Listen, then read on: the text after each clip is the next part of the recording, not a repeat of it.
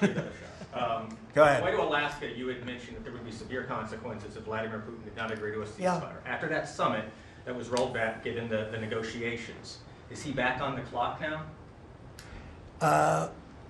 I want to see that deal end. It's very, very serious what I have in mind if I have to do it, but I want to see it end. I think that in many ways he's there. Sometimes he'll be there and Zelensky won't be there. You know, it's like, who do we have today? I got to get them both at the same time. But I want to have it end. We have economic sanctions. I'm talking about economic, because we're not going to get into a world war.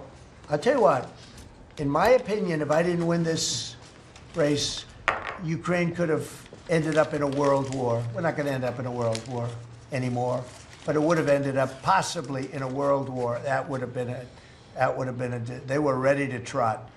But just like India and Pakistan, we're going to end up in a nuclear war if I didn't stop them. You know, it's sort of strange. I saw they were fighting.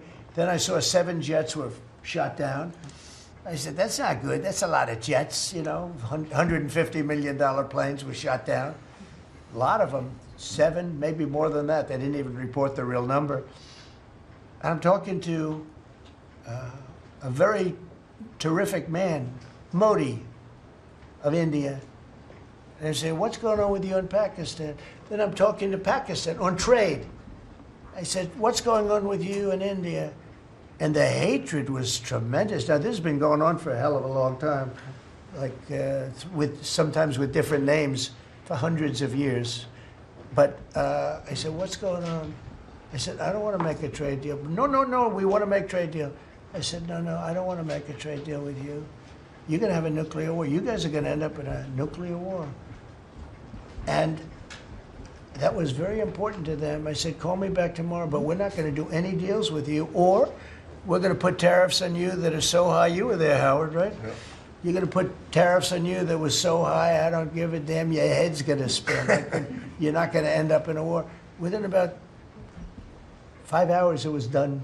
It was done. Now, maybe it starts again. I don't know. I don't think so, but I'll stop it if it does. We can't let these things happen.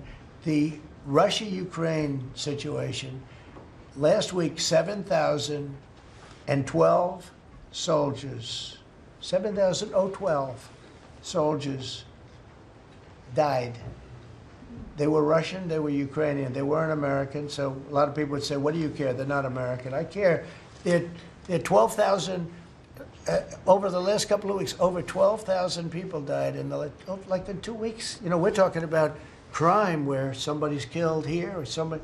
Think of it, you have your son leaving Russia, leaving Ukraine, their little house, wherever they live with their parents, they're waving goodbye, just like our parents would wave goodbye. And they're waving goodbye, son. And then a week later, his head's blown off in a stupid war by a drone, a whole new form of military problem. So, no, I'd like it to stop. I want to get it to stop.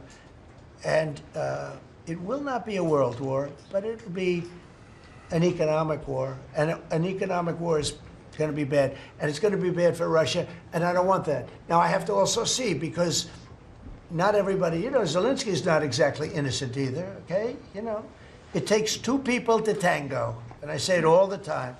You got to get them together. I get along with Zelensky now, but we have a much different relationship, because now we're not paying any money to Ukraine. You know, stop that. We're paying money to ourselves. What's happening is NATO is buying all of the equipment and paying in full. But even with that, forget about that. I want to get it stopped, because it's a lot of lives that are being lost. Every week it's 7,000, 5,000, 6,000. I get the reports, and I see battlefields. I'd rather not see them. And you know, you read about Gettysburg. You read about Gettysburg, and you see, you know, those 600,000 people. But in that war in particular was really bad, like 150,000 or something, just dead body. I'm seeing the same. I see pictures. I see satellite pictures of heads over here, arms over here, legs over here. And this is like a modern age. It's no different than the worst wars that I've ever seen. And if I can stop it because I have a certain power or a certain relationship, I had a very good relationship with President Putin. Very, very good. That's a positive thing again. And I think I'm probably the only, Steve Witkoff would tell you I'm the only one that can solve it. I don't know. He's told me that a few times, unless he was saying that just to build up my ego, but it's not really. I have no ego when it comes to this stuff. I just want to see it stop. Thousands of young people, mostly young people, are dying every single week. If I can save that by doing sanctions or by just being me, or by using a very strong tariff system that's very costly to Russia or Ukraine or whoever we have, But I stopped 7 wars, and 3 of those wars were going on for more than 30 years. If you look at Congo, if you look at, just look at any of them, almost all of them were going on for an extended period of time. Now, interestingly, one had just started. It was 2 days old, and you know that one. And we did that one when we were in Scotland negotiating. It was 2 days up, but there were 2,000 dead bodies laying on the border, and I got that one stopped too.